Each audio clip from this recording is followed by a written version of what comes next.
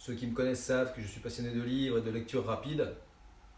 Et je suis en train de relire, parce que je l'avais lu en format lecture rapide, mais je le relis. Et je voudrais partager avec vous donc, ce livre qui s'appelle 59 secondes pour prendre les bonnes décisions de Richard Wiseman. Et ce livre vraiment est une pépite.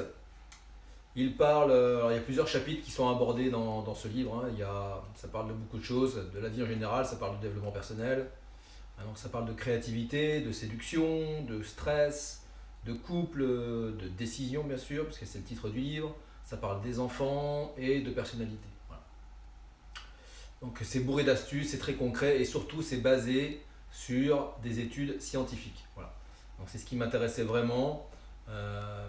Et dans ce livre, il y a vraiment un chapitre qui m'a mis une grande claque dans la figure. Et c'est ce chapitre-là que je voudrais partager avec vous. C'est le chapitre sur les enfants. Donc il y a plusieurs sous-chapitres dans le chapitre sur les enfants. Pour commencer, donc il explique que, vous savez, il y a des gens qui font écouter à leur nouveau-né de la musique classique, du Mozart, etc. Bon, ça, scientifiquement, il est expliqué dans le livre que ça ne fait pas de mal, mais en tout cas, ça ne rend pas les enfants intelligents. Et que le mieux, si on veut vraiment faire quelque chose d'utile pour eux, en termes de musique classique, ou de musique en général, c'est plutôt de leur faire apprendre un instrument, du piano, de la guitare, etc. Comme d'habitude, donc quand on écoute de la musique, on est passif, on ressent un certain plaisir, certes, mais lorsque l'on apprend à jouer d'un instrument, là on est actif et le cerveau se développe tout autrement. Donc ça c'est le début de ce chapitre. Ensuite, mais ça je vais passer très vite aussi, on parle du choix des prénoms. Le fait de choisir les prénoms et les initiales des enfants ont un impact sur leur bonheur et sur leur réussite. Bon voilà, pas d'avis là-dessus, je ne juge pas. En revanche, le suivant, c'est celui-là qui m'a vraiment retourné. Ça s'appelle encouragement. Qu'est-ce qu'il dit ce chapitre? Ce sous-chapitre, il explique que, et ça parle de la psychologie du compliment, et il y a deux chercheurs qui s'appellent Claudia Müller et Carol Dweck qui ont fait des études à la fin des années 90 sur 400 enfants aux États-Unis, à l'université de Columbia.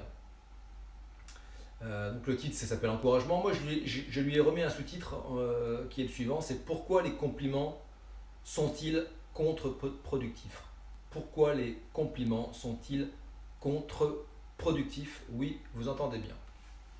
Donc je vais partager donc de longs passages avec vous, parce que vraiment, pour vos enfants, je pense que ça peut être extrêmement utile. Donc on explique qu'effectivement, dans tous les manuels de pédagogie, on nous conseille d'encourager nos enfants, et que même beaucoup de coachs de développement personnel nous disent qu'en les félicitant systématiquement, on leur donnera une meilleure confiance en eux. Et quand ils ont un examen à passer, il faut leur répéter à quel point ils sont intelligents. Quand ils font un beau dessin, les complimenter sur leur talent artistique. Et quand ils marquent un but ou gagnent une course ou gagnent un concours de danse pour les filles, donc les féliciter sur leurs aptitudes sportives.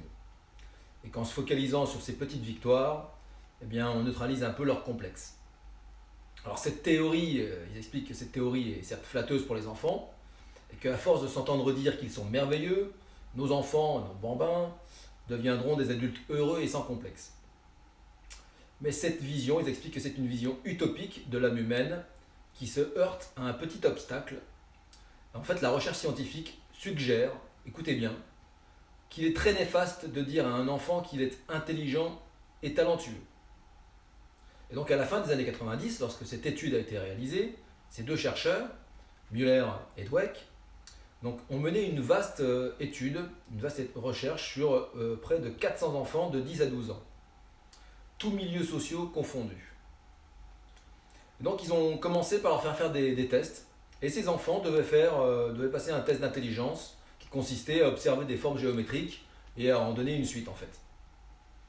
Et ils se sont rendus compte de quoi? Donc les expérimentateurs ensuite ont relevé les copies, ils ont calculé les scores, mais ils ont fait croire à tous les enfants qu'ils avaient brillamment réussi 80% des exercices.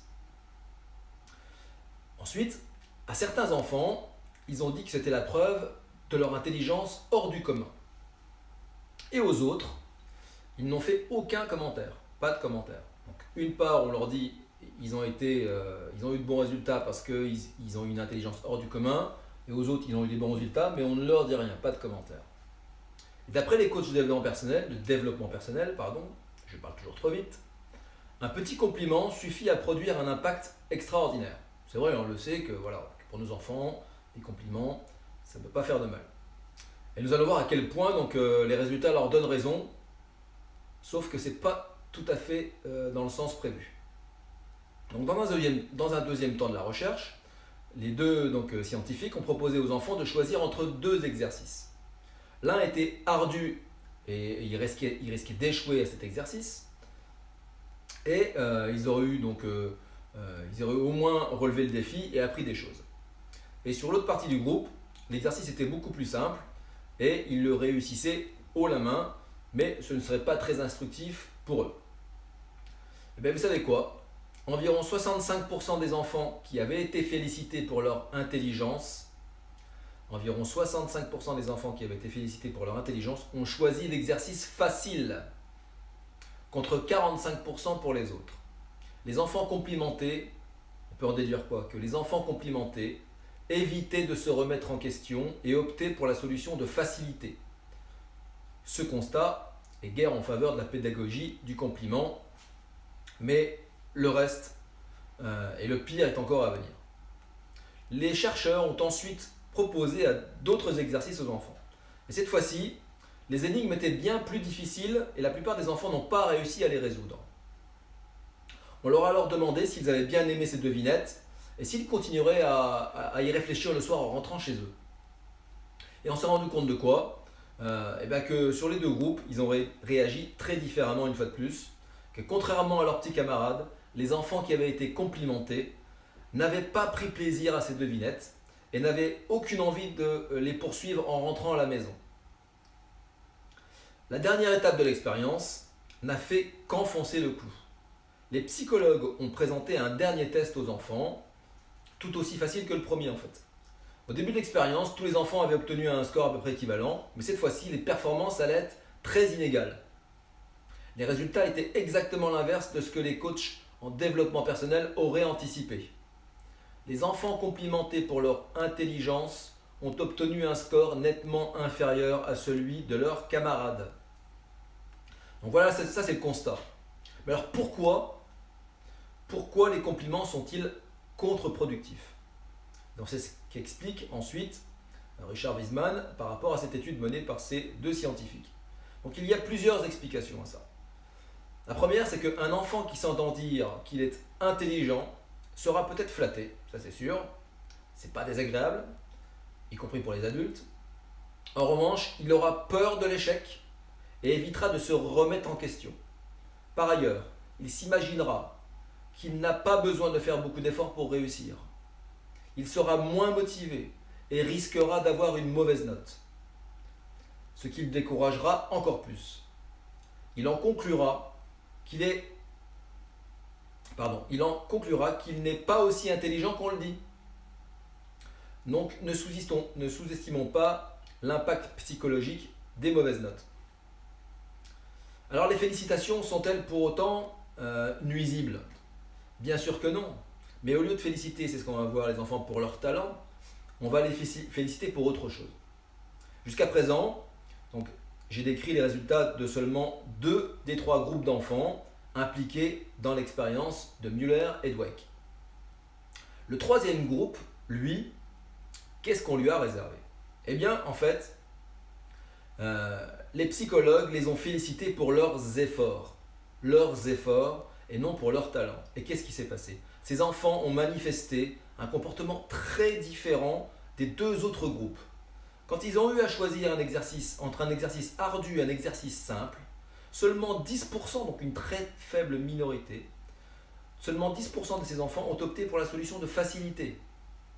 Comparé aux enfants que l'on avait complimentés pour leur intelligence, ou à ceux qui n'avaient pas été complimentés du tout, les enfants complimentés pour leurs efforts ont trouvé les exercices difficiles bien plus amusants et ils avaient envie de les résoudre une fois rentrés à la maison.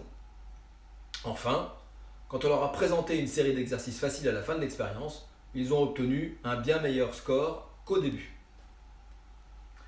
Il est donc clair que féliciter, et on en arrive bientôt à la conclusion, féliciter un enfant pour son effort, ce n'est pas pareil que de le féliciter pour son talent. D'après Müller et Dweck, quand on félicite les enfants pour leur effort, on les encourage à faire de leur mieux, sans se soucier des résultats ni de craindre l'échec. C'est très important. On se fout des résultats et on se fout de l'échec. L'important, c'est l'expérience, c'est de vivre l'expérience, c'est d'être dans l'action. Ainsi, le désir d'apprendre dépasse la peur d'avoir une mauvaise note.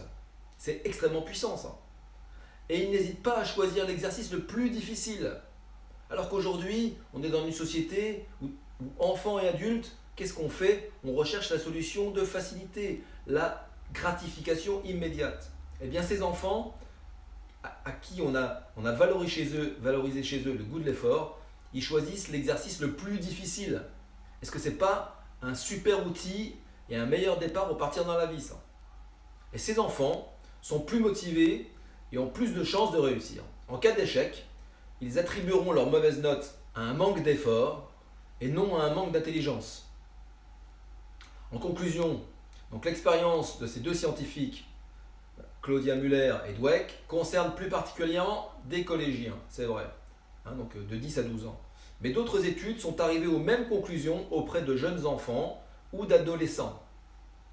Elles ont toutes montré que certains compliments pouvaient avoir des effets désastreux sur la motivation d'un enfant, tandis que d'autres formulations les encourageaient à faire de leur mieux. Il est préjudiciable à la santé psychique d'un enfant de lui dire qu'il est intelligent ou doué. Il aura tendance à ne pas se remettre en question, à ménager ses efforts et à se décourager face à la moindre difficulté. En revanche, en le félicitant pour ses efforts, on l'encourage à se dépasser, à travailler dur et à ne pas baisser les bras. Voilà, je crois que c'est un message absolument magnifique. Moi, je dis, ça m'a retourné la tête, ce passage.